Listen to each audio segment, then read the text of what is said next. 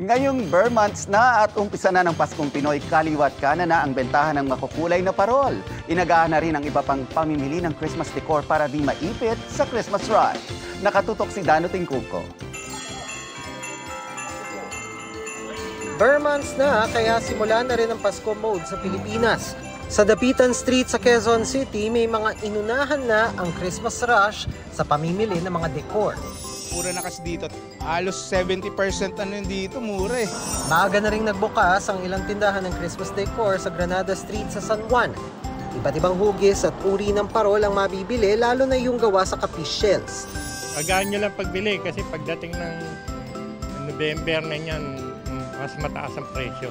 Speaking of parol, sa Lantern Capital of the Philippines na San Fernando, Pampanga, buhay na buhay rin ang Christmas spirit.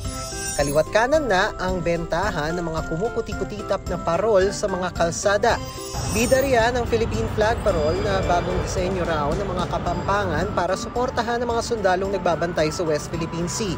Mas nagliwanag naman ang tulay sa Angeles City sa dami ng naglalakihang parol.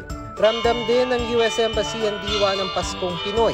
May greeting pa si Ambassador Mary Kay Carlson sa post sa X at may sumisilip pang ready ng mga roling ng Pinoy Christmas chant.